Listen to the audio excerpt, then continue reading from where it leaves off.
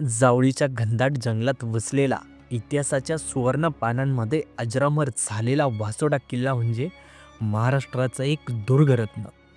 छत्रपती शिवाजी महाराजांनी 6 जून 1660 रोजी स्वराज्यात आणलेला हा किल्ला त्यांच्या निर्जनतेमुळे तुरुंग म्हणूनही ओळखला जातो.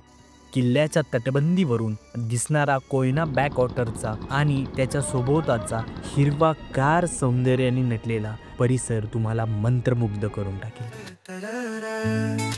जंगलाच्या वाटा ट्रेक पांडा दाखवतो कोयनेच्या लाटांत स्वप्न उलगडतो संध्याकाळच्या गप्पा बोन फायरचा सोहळा ट्रेक पांडा सोबत अनुभव हा खास झाला. रात्री पुण्याहून आमचा प्रवास बामणोली गावापर्यंत झाला. तेथे बॉनफायर, जॅमिंग सेशन आणि ताऱ्यांनी भरलेल्या आकाशाखाली गप्पा यामुळे एक अविस्मरणीय रात्र अनुभवली. सकाळी कोयना बॅकवॉटरचं दर्शन मन प्रसन्न करणार होतं. भाई महाराष्ट्र बहुत ओवर हाइप्ड है क्या महाराष्ट्र में? काय आहे महाराष्ट्रामध्ये? चल तुला दाखवतो. हे चॅलेंज घेऊन नंतर आम्ही बोटीतून प्रवास करत वासोट्याकडे निघालो.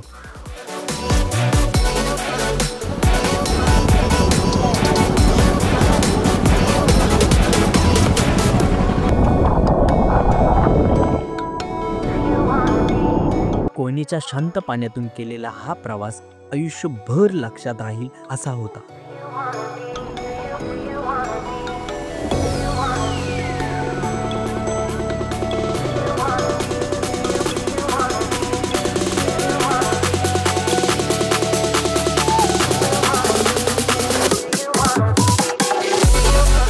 प्रवासात आम्ही पाहिला त्रिवेणी संगम, कोयना, कृष्णा आणि सावित्री नद्यांचा पवित्र मिलाप.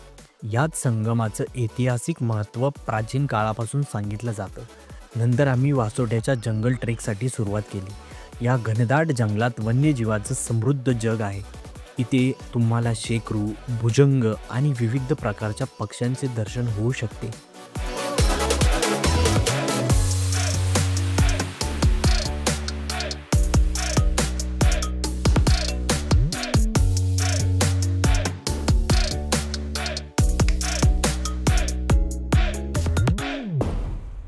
जंगलाच्या वाटेवर आम्हाला एक सुंदर ओढा लागला, ज्याच्या काठावर हनुमानाचे आणि गणपतीचे एक छोटे मंदिर आहे. याची आख्यायिका अशी आहे की हे मंदिर प्राचीन काळी यात्रा करूंसाठी विश्रांती स्थान म्हणून बांधले गेले होते.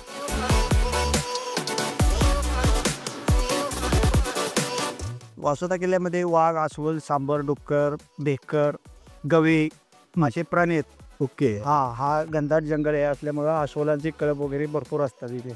म्हणजे हा जेल म्हणून वापर केला या किल्ल्याचा. कैदी आणून इथे कोंडून ठेवायचे शिवरायांच्या काळात. ओके. हो सर.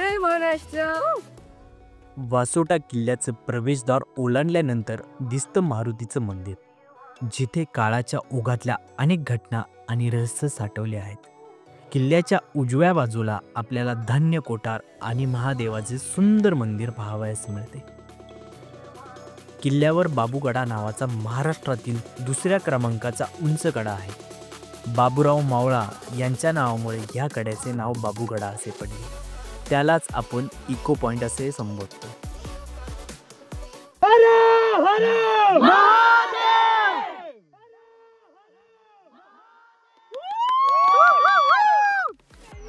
ह्या कड्याकडे जाताना आपल्याला चुन्याचा घाणा पाहावयास मिळतो.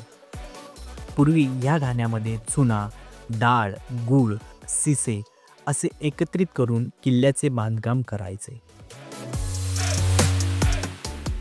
वासोट्याचं मूळ नाव व्याघ्रगड.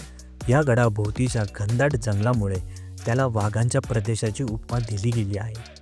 ट्रेकच्या शेवटी किल्ल्यावरून दिसणाऱ्या हिरव्या निसर्गाचा नजारा शब्दांच्या पलीकडे आहे.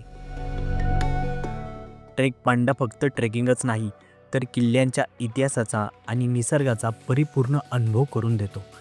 किल्ल्यावरून दिसणारी कोयना बॅकवॉटरची निळाई आणि सोबतालचं हिरवगार जंगल तुमच्या मनात कायमचं घर करेल. महाराष्ट्राच्या दुर्गरत्नांना फक्त बघणं नव्हे, तर त्यांचा इतिहास समजून घेणं ही खरी मोहीम आहे. वासोट्यापासून सुरू झालेला हा प्रवास माझ्या मैत्रिणीला महाराष्ट्राचं खरं रूप दाखवण्यासाठी आहे. चला ट्रेक पांडा सोबत अनुभव घेऊया. ट्रेक पांडा सोबत एक ट्रेकास वासत्याच्या गडावर साकारतो इतिहास. चला मिळून करूया अनुभव अनोखा. ट्रेक पांडा सोबत जगूया आयुष्य थोडं वेगळं.